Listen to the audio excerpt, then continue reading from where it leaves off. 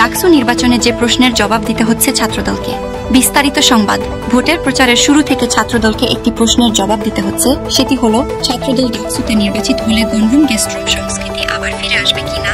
এর জবাব নির্বাচনী ইশতেহারের প্রথম দফাতেই স্পষ্ট করে দিয়েছে সংগঠনটি। ছাত্রদলের প্যানেলের ইশতেহারে বলা হয়েছে, গেস্টরুম গণরুম সংস্কৃতি জোরপূর্বক রাজনৈতিক কর্মসূচি ও দমন পীড়নের মতো ঘৃণিত চর্চা বন্ধ করে ক্যাম্পাসকে সন্ত্রাস, চাঁদাবাজি ও দখলদারত্ব থেকে চিরকালের জন্য মুক্ত করবে তারা। ছাত্রদলের প্যানেলের প্রার্থীরা নির্বাচনী প্রচারে হলে হলে গিয়েও শিক্ষার্থীদের আশ্বস্ত করছেন, গেস্টরুম গণরুম সংস্কৃতি আর কোনোভাবেই বিশ্ববিদ্যালয়ে ফিরতে দেওয়া হবে না। ঢাকা বিশ্ববিদ্যালয় আবাসন সংকটের কারণে গণরুম ব্যবস্থা গড়ে উঠেছিল।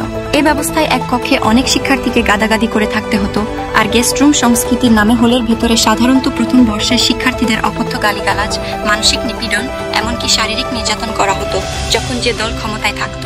সেই দলের অনুগত ছাত্র সংগঠনের নেতারা এই কাজে জড়িত থাকতেন। আওয়ামী লীগের এখন কার্যক্রম নিষিদ্ধ সারে 15 বছরের শাসনামলে বিভিন্ন হলে গেস্টরুম নির্যাতনের শিকার হন অসংখ্য সাধারণ শিক্ষার্থী। নির্যাতকের ভূমিকায় ছিলেন ছাত্রলীগের এখন নিষিদ্ধ নেতারা। গণরুম গেস্টরুমের প্রক্রিয়া উপেক্ষা করে বিগত সরকারের সময়ে কোনো শিক্ষার্থীর হলে থাকা প্রায় অসম্ভব ছিল। জুলাই গণ অভ্যুত্থানের পর ঢাকা বিশ্ববিদ্যালয়ে গণরুম গেস্টরুম সংস্কৃতির অবসান হয়েছে। এখন আর কোনো ছাত্র সংগঠনের কর্মসূচিতে যাওয়া বাধ্যতামূলক নয়। কনিষ্ঠ শিক্ষার্থীদের অনেকেই নিয়ম অনুযায়ী হলে আসন পেয়েছেন। এখন স্বার্থীদের চাওয়া মানবাধিকার লঙ্ঘনের সেই সংস্কৃতি আর যেন ফিরে না আসে।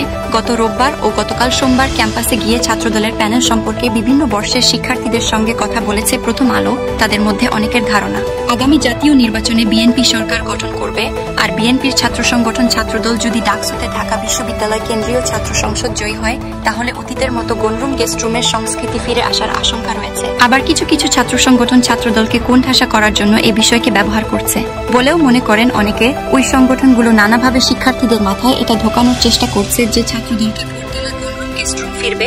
শিক্ষার্থীদের অনেকে বলেছেন, প্যানেল ঘোষণার আগ পর্যন্ত নির্বাচন কেন্দ্রিক বিভিন্ন আলোচনায় ছাত্রদল পিছিয়ে ছিল।